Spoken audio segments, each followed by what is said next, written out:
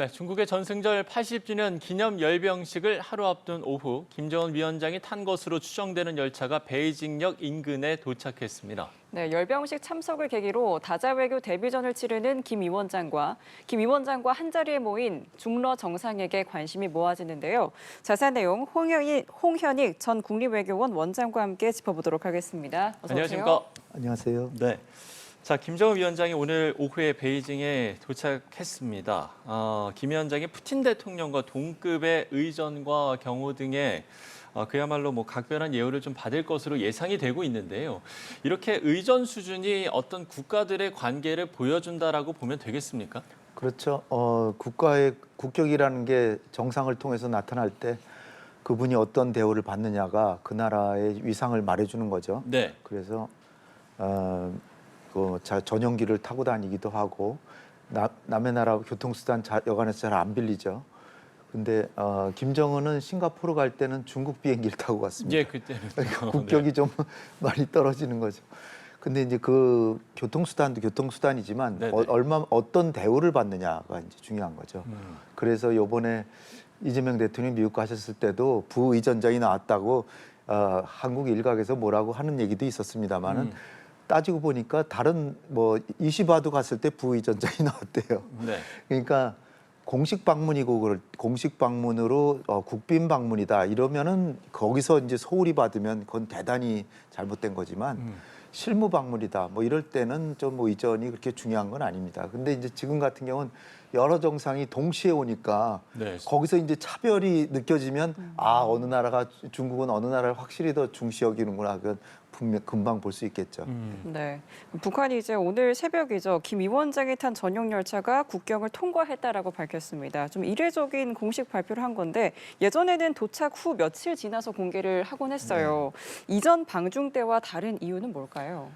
2018년, 19년에 4번 중국을 갔는데요. 네네. 처음에 3번 갔을 때 처음에는 북한 주민들은 갔다 온지도 모르는 상황에서 한 이틀 지나서 발표하고 그랬거든요. 우리 지도자께서 다녀왔다, 다녀오셨다 그러겠죠. 다녀오셨다 이렇게 발표를 했는데 네네. 그 다음에 조금씩 이제 빨라지다가 그래도 베이징에 도착한 이후에 발표하고 그랬는데 3번째는. 근데 4번째는 베이징 도착 3시간 전에 발표했답니다. 그때도 조금씩 당겨졌어요. 근데 지금은 북한에서 떠난 지 바로 얼마 안 돼서 발표했다니까. 그러니까요. 이거는 이제 다분히 김정은이 굉장히 좀 활달하고 과거 지도자들과 달리 좀 적극적이고 또 그런 다음에 이제 김정은이 평소에 요즘 집권한 이후에 쭉 한 게 뭐냐면 정상 국가로서의 이미지를 구축하고 싶어해요, 굉장히. 그래서 당대나 이런 것도 아주 불규칙적으로 하던 것을 아주 정례적으로 하기 시작했고, 네네. 그 다음에 의회견의 최고인민회의 이런 것도 김정일 때는 거의 김정일 내키는 대로 이렇게 몇 년 만에 한 번씩 하고 그랬는데 김정은은 1년에 한 번 내지 2번 정기적으로 합니다. 그러니까 정상적인 국가가 경영되는 거를 보여주려고 하는 모습을 띠고 있어요. 그래서 지금은 이제 집권한 지 10여 년이 지났기 때문에 어느 정도 자신감 생기고 그걸 왜 바로 발표를 안 하냐를 거꾸로 추정해 보면은 테러 위험이 있다거나 이 경호 그런 것이 염려돼서 그럴 것 같은데 김정은은 이제는 나름대로 정권은 어느 정도 안정화됐다라고 보고 이렇게 빨리 발표한 게 아닌가 이렇게 여러 가지로 생각해 볼 수 있겠습니다. 예. 무엇보다 김 위원장이 베이징에서 어떤 일정들을 소화할 것인가 이 부분이 관심인데 앞서 이제 저희가 베이징 특파원을 연결해 봤을 때 일단 베이징역에서 빠져나온 뒤 지금 국빈관인 조어대로 향한 것으로 알려졌고 네. 또 일부 차량 같은 경우는 지금 북한 대사관으로 가는 장면도 포착이 됐다라고 전해 왔거든요. 지난 주말에 이 북한 대사관 쪽의 경찰 배치와 이 경비가 상당히 좀 강화돼서 네. 북한 대사관으로 바로 향하는 게 아니라 이런 이제 관측이 나왔었잖아요. 이런 가능성은 좀 어떻게 보세요? 대사관을 잘 방문을 합니다. 김정은이 하노이 가서도 대사관 방문했고요. 네네. 그리고 이제 거기 치장을 새롭게 잘 한 것으로 봐서 김정은이 가나 보다 이렇게 생각을 했는데 역시 이제 거기를 가는 것 같고요. 네네. 예상보다 저는 한 오전이나 오후 한 2~3시쯤 도착할 줄 알았는데 네. 지금 막 도착한 거 보면 의외로 뭐 일정이 많지 않은 게 아닌가 이렇게 아. 생각이 돼요. 내일 이제 막루에 오르는 거잖아요. 네, 그렇죠. 그러면 뭐 불과 뭐 한 뭐 12시간 전쯤에나 도착한 건데 네네. 그러면 이제 저녁에 연회하고 뭐 정상회담을 해도 사실 26개 정상들이 이렇게 오는데 뭐 의욕이 있으면은 여기저기 만나면 좋겠죠. 베트남도 뭐 멀지 않은 북한이 뭐 이렇게 싫어하는 나라가 아니고 이란 대통령도 그렇고 이란 같은 나라도 북한이 친한 나라인데 네네. 많이 안 만나려고 그러는지 저렇게 늦게 도착 제가 보기에는 좀 늦게 도착한 것 같은데요. 근데 또 저 뭐 다른 정상 만나기 바쁠 텐데 대사관은 왜 가보는지 모르겠는데 예, 예. 일단은 편안한 마음을 느끼려고 가는 건지 하여튼 제일 중요한 거는 푸틴 대통령하고 정상회담 한번 해야 되고요. 시진핑 주석하고도 반드시 한번 해야죠. 네. 그럼 언제 하겠습니까? 오늘 밤에 연회가 있을 텐데 그러면은 밤늦게 할까? 또 시진핑 주석은 20개 여러 정상들 또 만날 네, 거 아니에요. 26개 네, 물론 뭐 참여하니까요. 텐진에서 그 상하이 협력기구 정상회담이 있었으니까 거기서도 뭐 여러 정상을 만났으니까 거기 만난 사람들은 안 만나도 되겠죠. 네네. 근데 하여튼 그 김정은이 그렇게 의욕적으로 이 사람 저 사람 만날 시간은 없어 보이는 게 저는 조금 저런 기회를 김정은으로서는 좀 살리면 좋을 텐데 좀 늦게 도착한 게 아닌가 제 생각으로는 그렇게. 그리고 다자회담에 사실 처음 나오는 거잖아요. 네. 그렇죠. 우리한테는 북한의 지도자는 다자회담엔 전혀 안 나온다 이렇게 생각하기가 쉬운데 아버지인 김정일은 한 번도 다자회를 안 갔습니다. 근데 할아버지 김일성은 여러 번 갔어요. 그래서 또 김정은이 그 집권 초기부터 계속 이렇게 자기가 모델로 삼은 게 할아버지잖아요.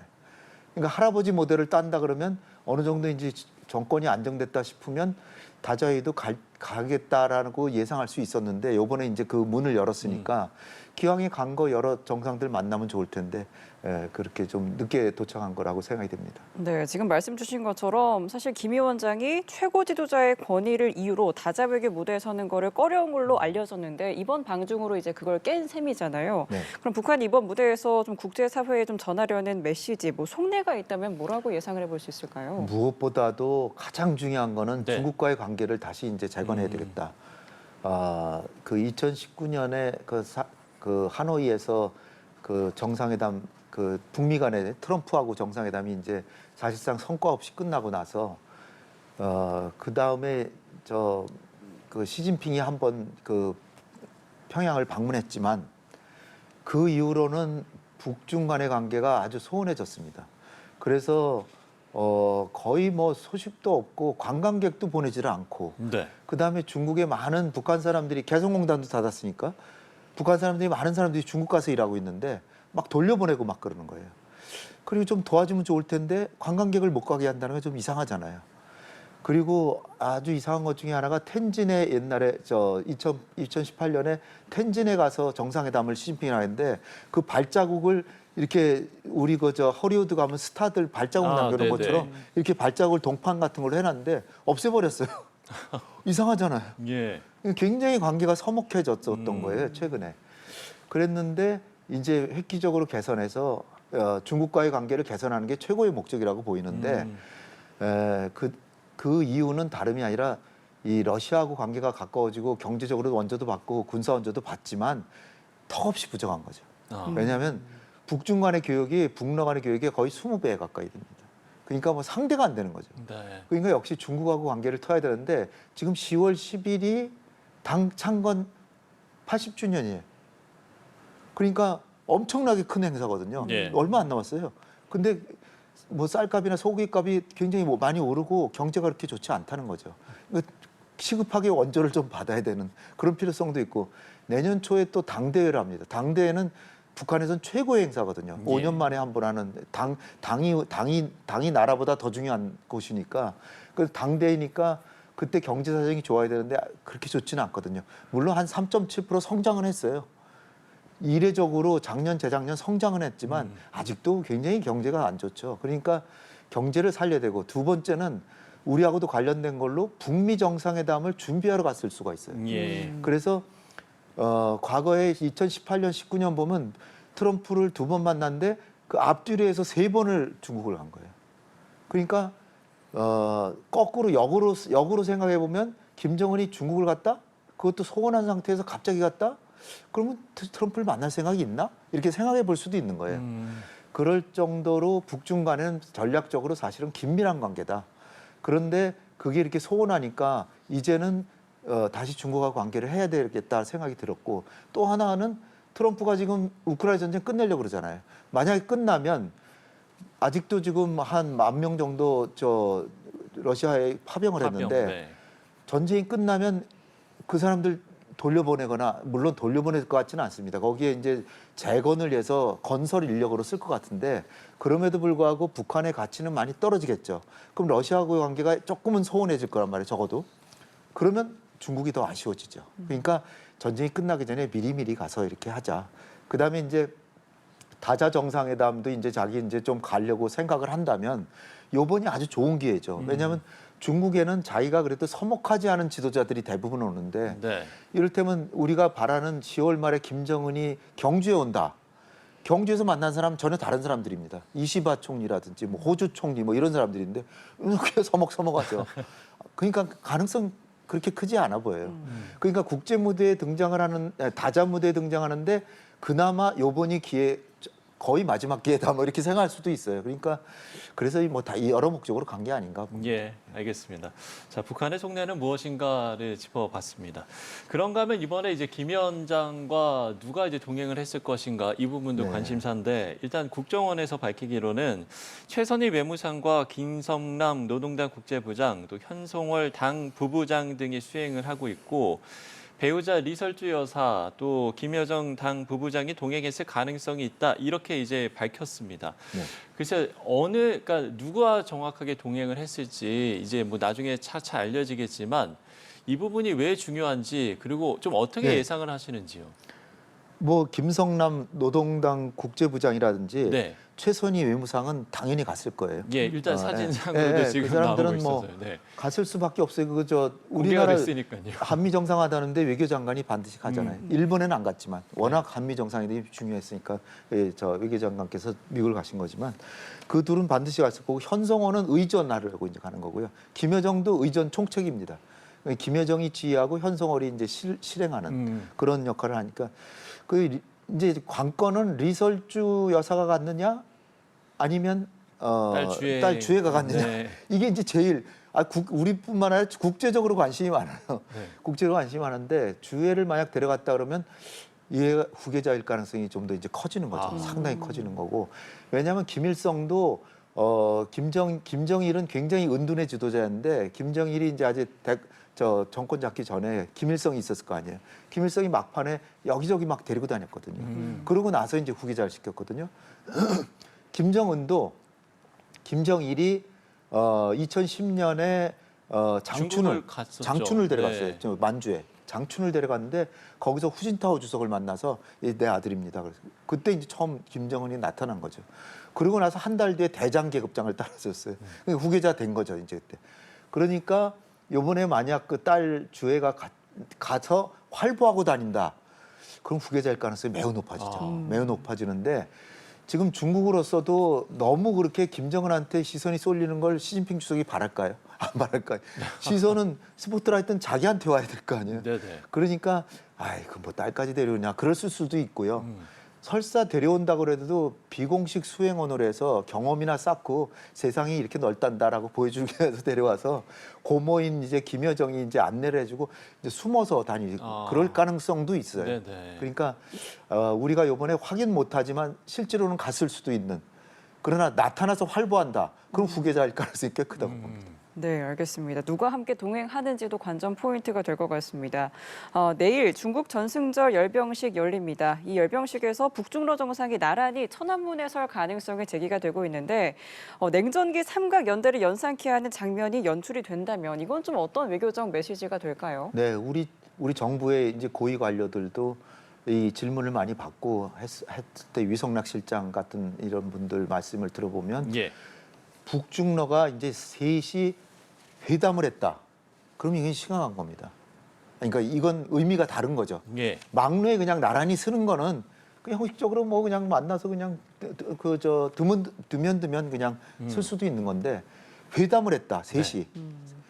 물론 뭐 양자회담은 세 회담 다 하겠죠. 북중도 하고 북로도 하고 중로는 이미 했죠. 그러니까 양자회담은 하는데 삼자가 회담을 했다. 또 거기다가 한술 덧떠서 뭐 그 바다에서의 뭐 구조 훈련이라고 하더라도 세 나라가 같이 해상 훈련을 같이 한다. 이런 게 만약 공동 행동이 만약 약속이 되면 이거는 굉장히 한반도 정세의 변화가 있다고 봐야 되는 거죠. 북중로 삼각관계가 긴밀해지는데 네. 그럴 가능성이 그렇게 커 보이지 않는 게 푸틴 대통령은 북중 관계는 중러 관계는 워낙 좋으니까 또 북러 관계도 좋잖아요. 지금 파병도 하고 뭐 군사 기술도 주고. 그런데 시진핑 주석으로서는 이 두 나라하고 가까이 보는 게 필요하기도 하지만 너무 가까이 보는 건 또 안 좋기도 해요. 네. 좋은 면은 미국하고 세계적인 경쟁할 때 나 이렇게 엄청난 친구들이 있어라는 거 보여줄 때는 좋은데 이 두 나라가 하필이면 하나는 전쟁을 일으킨 전쟁범이고 하나는 핵을 개발한 불량 국가란 말이죠. 그러니까 너무 가까이 하면 중국이 가장 무역의 첫 번째 파트너가 EU고요. 두 번째 파트너가 미국입니다. 이 두 나라 다 안 좋아할 거 아니에요. 그리고 미국이 더 뭐 제재라도 더 가한다든지 그러면 또 안 좋잖아요. 그러니까 불가근 불가원. 가깝게 하는 모습은 보이되 실제로 삼자 정상회담은 안 하고 군사훈련은 안 하는 이 정도의 관계가 될 것이라는 게 대부분 전문가들의 관측인데 여기서 이제 다른 행동이 나타났다 그러면 이제 우리가 더 유의 깊게 봐야죠. 예. 자, 그런가 하면 우리 대표단으로 참석하는 우원식 국회의장과 또 김정은 위원장의 조 가능성 글쎄요, 뭐 낮다는 관측들도 좀 많은 것 같기도 하고요. 이 부분은 좀 어떻게 전망하세요? 일단 우원식 국회의장에게 대통령 친서를 들려서 보내진 않았다고 나오고 있어요. 그래서 네. 왜냐하면 이미 특사가 갔잖아요. 한미 정상화할 때 특사가 가서 친서를 전달이 됐기 때문에 또 전달할 수는 없다. 뭐 이런 차원이고요. 그다음에 이제 우원식 의장님은 국가 원수는 아니기 때문에 의전서열 대한민국 2등입니다. 예. 국가 원수에 준하지만 원수는 아니죠. 따라서 10년 전에도 보면 박근혜 대통령이 갔고 북한에는 김정은이 안 가고 최룡해를 보냈어요. 네. 그때도 최룡해는 구석에 있었고 박근혜 대통령은 푸틴하고 옆에 시진핑하고 나란히 있었거든요. 그랬죠.